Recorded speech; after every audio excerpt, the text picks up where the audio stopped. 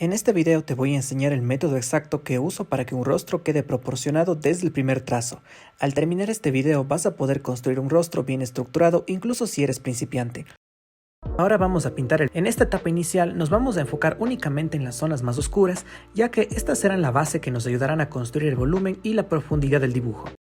Para ello vamos a trabajar con un tono negro, pero aplicado con control. No se trata de rellenar sin pensar, sino de construir poco a poco. Como siempre debemos guiarnos cuidadosamente con la imagen de referencia, ya que ahí podemos identificar exactamente dónde están las sombras más profundas, cómo se distribuyen y qué forma tienen. Es muy importante recordar lo que ya hemos practicado antes, seguir el movimiento, cada trazo que hagas debe tener intención y respetar ese flujo natural del pelo. En esta fase realiza trazos suaves y ligeros sin presionar demasiado.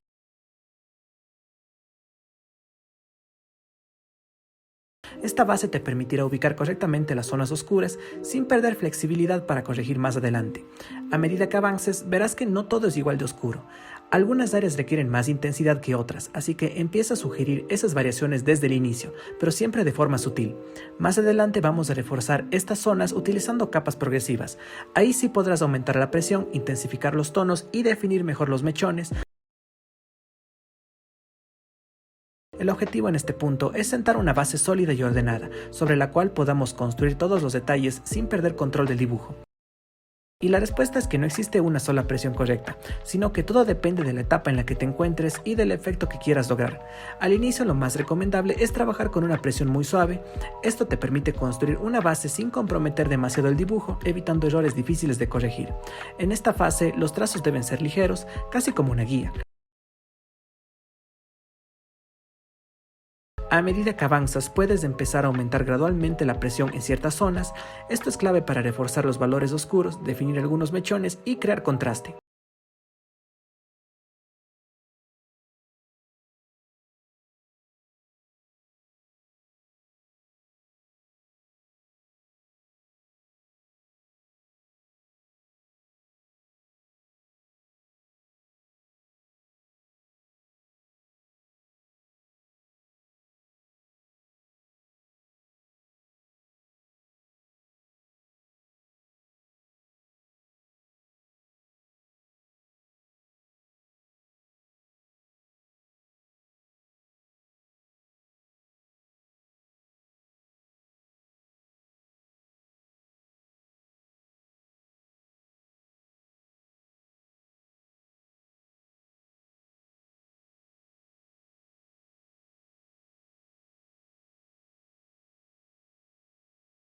Otro punto importante es que no debes aplicar la misma presión en todo el dibujo. Si todo tiene la misma intensidad, el resultado se verá plano.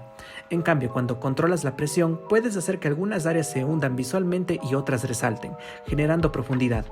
También es normal que al principio cueste controlar esto.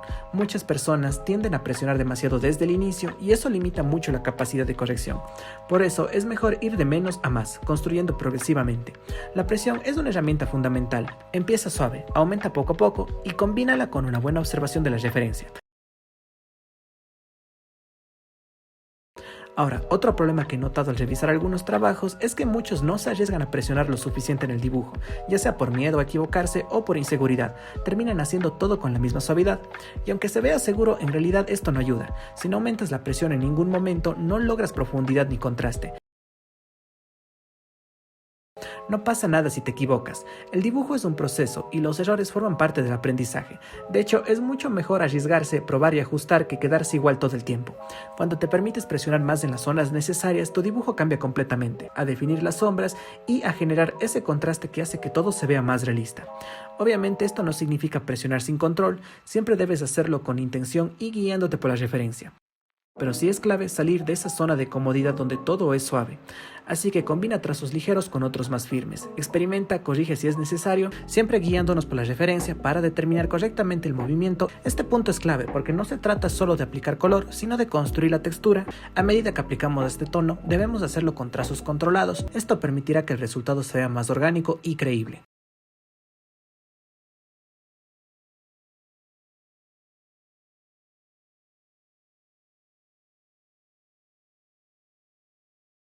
Esta integración no debe hacerse de forma brusca, sino progresiva, superponiendo capas y permitiendo que ambos tonos se mezclen visualmente. De esta manera evitamos cortes duros y logramos una transición mucho más natural, lo cual es esencial para representar profundidad, volumen y realismo. Siempre existen cambios sutiles de luz y sombra que debemos interpretar y trasladar al dibujo.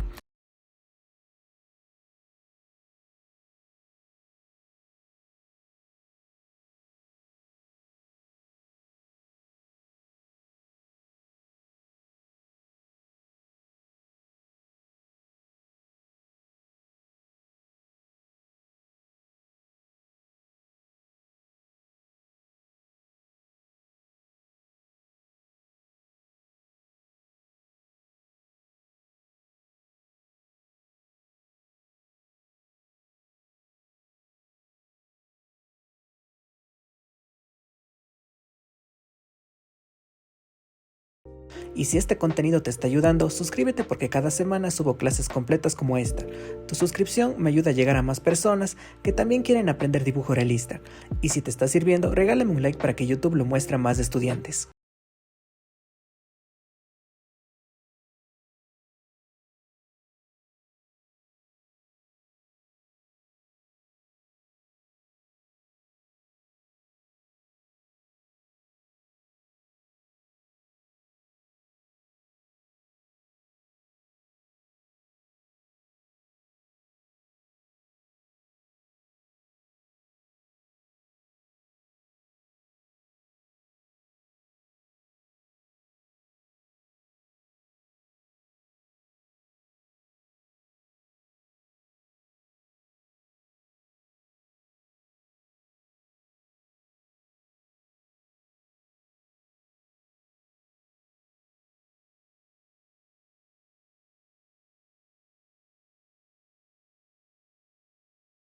Nos aseguramos de integrar correctamente los tonos entre el marrón claro y el negro, para que no se perciban como colores separados, sino como una transición continua y natural. La clave está en evitar cortes bruscos o cambios demasiado evidentes entre un tono y otro. Siempre debemos buscar que la transición sea suave y progresiva, difuminando visualmente los tonos mediante la superposición de trazos. Esto no significa mezclar de forma desordenada, sino construir poco a poco una unión coherente entre los colores. Además, es importante realizar varias pasadas, es decir, no intentar lograr el resultado final en una sola capa. Cada pasada nos permite ajustar, suavizar e integrar mejor los tonos, corrigiendo pequeños errores y aumentando la profundidad del dibujo. También ten en cuenta que una sola capa nunca es suficiente para conseguir un acabado realista.